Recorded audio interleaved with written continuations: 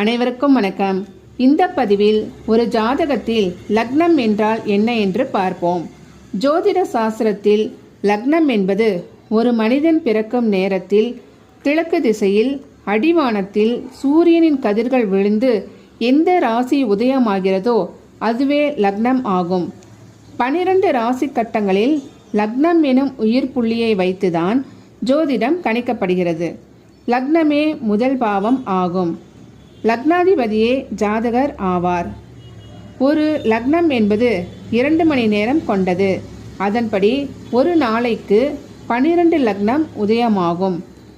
லக்னத்தையும் லக்னாதிபதியையும் கொண்டுதான் ஜாதகர் ஆயுள் பலம் உள்ளவரா, அவர் குணாதிசயம் என்ன, ஜாதகர் வாழ்க்கையில் முன்னேறுவாரா அல்லது தோல்வி பெறுவாரா என்பதையெல்லாம் கணிக்கலாம்.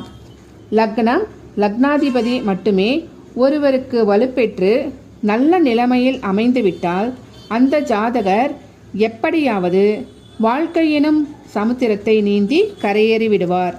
அனைவருக்கும் நன்றி.